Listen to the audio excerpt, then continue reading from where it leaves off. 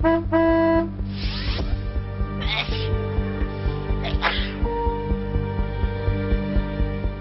से मौसम बदला है तो सर्दी, जुकाम और बुखार के मामले भी बढ़े हैं। लोगों में खासकर खांसी की परेशानी ज्यादा देखी जा रही है। मौसम बदलने पर फ्लू के मामलों में बढ़ोतरी आम बात है। एक अनुमान के अनुसार 300 से ज्यादा वायरस हैं जो सामान्य सर्दी खांसी की वजह बनते हैं। लेकिन बीते कुछ दिनों से इन्फ्लुएंजा वायरस के ए सब टाइप H3N2 के कारण बुखार और सर्दी खांसी के मामलों में इजाफा हुआ है। H3N2 के लक्षण कोरोना से दरअसल मिलते जुलते हैं, जिसकी वजह से लोगों के बीच कंफ्यूजन की स्थिति है। कई बार आम वायरल बुखार को लेकर भी लोग पैनिक में आ जाते हैं। ऐसे में बड़ा सवाल ये है कि आखिर H3N2, कोविड-19 और फ्लू में अंतर कैसे करें?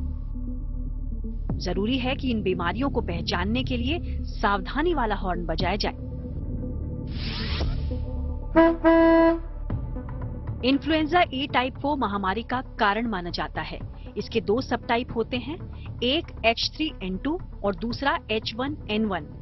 H1N1 को स्वाइन फ्लू से जाना गया, जो सुअरों में बीमारी का कारण बनती है, जबकि H3N2 वायरस लोगों पर असर दिखा रहा है।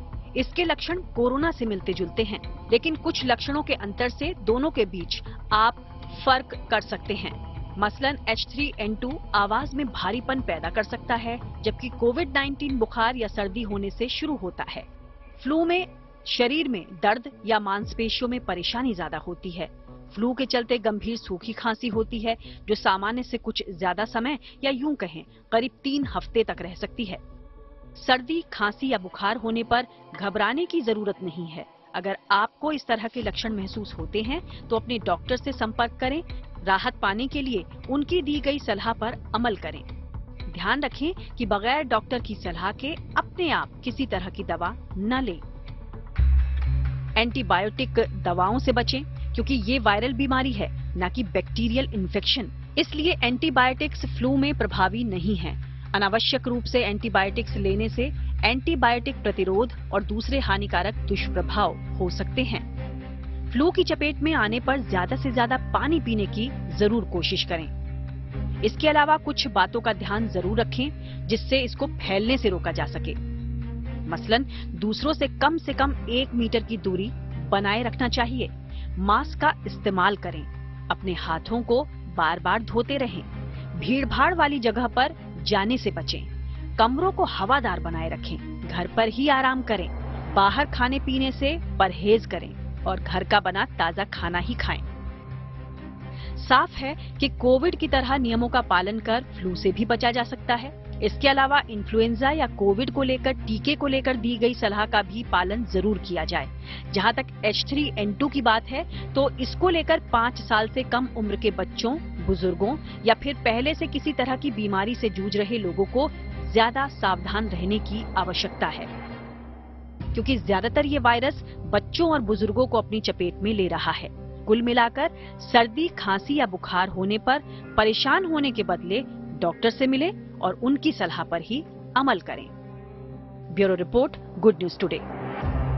फ्लू और कोविड के लक्षण में क्या अंतर होता है? इन्फ्लुएंजा के H3N2 वेरिएंट को लेकर डॉक्टर का क्या कहना है? आइए इस बारे में विस्तार से जानते हैं। वैसे नॉर्मली जितने भी रेस्पिरेटरी वायरस हैं, इनके सबके मेजरली सिम्टम्स सेम होते हैं, कफ, कोल्ड, फीवर, गले में दर्द का होना। पर जो H3N2 वेरिएंट है या फिर इस साल का इन्फ्लुएंजा ए का वेरिएंट है, उसका एक बड़ा ही कैरेक्टरिस्टिक फीचर है कि काफी सारे लोगों में होर्सनेस ऑफ वॉइस देखने को मिलती है। दैट मीन्स कि उनका वॉइस बॉक्स या लैरिंग्स काफी तेजी से अफेक्ट होता है। इसलिए बहुत सारे पेशेंट की आपकी मेजर इनिशियल कंप्लेंट ये होती है कि उनको बोलने में तकलीफ हो रही है, आवाज बैठ गई है, गले में खराश है और दर्द है, उसके बाद फीवर आता है। जबकि कोविड में ऐसा होता था कि स्टार्टिंग हमेशा पेशेंट की फीवर से होती थी, उसके 3 या 4 दिनों के बाद खांसी शुरू होती थी। H3N2 या H1 में पहले खांसी होती है, उसके बाद फीवर आना शुरू होता है। इनिशियली चाहे वो H3N2 हो चाहे H1N1 हो, अगर आपके सिम्टम माइल्ड कफ, कोल्ड, फीवर के हैं तो आपको कोई भी टेस्ट कराने की जरूरत नहीं है। सिंपल अपना कोविड अप्रोप्रिएट बिहेवियर को फॉलो करेंगे तो आपको फ्लू से, स्वाइन फ्लू से, H3N2 और कोविड सबसे बचा के रखता है वो। किन लोगों में ये फ्लू या नॉर्मल H3N2 या H1N1 डेंजरस फॉर्म में कन्वर्ट हो सकता है? सबसे पहले बच्चे जिनकी एज 5 साल से कम है, एल्डरली जिनकी एज 65 ईयर से ज्यादा है, या अनकंट्रोल्ड डायबिटीज है, सीकेडी है, इन पेशेंट्स में ये नॉर्मल फ्लू भी बहुत रैपिडली कॉम्प्लिकेट होने का चांस रखता है। तो अगर आपको इस तरह के कोई भी सिम्टम आते हैं और आपको इम्यूनिटी कॉम्प्रोमाइज्ड है, तो आपको हमेशा हॉस्पिटल जाके एक्सरे और बाकी टेस्ट कराने चाहिए। लेकिन अगर आप मीडियम एज ग्रुप में है, कोई इम्यूनिटी डिसऑर्डर आपको नहीं है, तो सबसे पहला काम आपको स्टीम और गार्गल करनी चाहिए, सिम्टोमेटिक मेडिसिन लेनी चाहिए जिसके अंदर पैरासिटामोल होते हैं। बहुत खास बात जो आप सबको ध्यान रखनी चाहिए कि कोविड के बाद से लोगों के मन में ये बैठ गया था कि किसी भी तरह के फीवर या कफ में स्टेरॉइड हम ओवर द काउंटर ले सकते हैं, जो बिल्कुल नहीं करना चाहिए। स्टेरॉइड के अलावा आपको हमेशा इनिशियल 5 डेज में वायरल इलनेस में एंटीबायोटिक लेने से पूरी तरह से बचना चाहिए।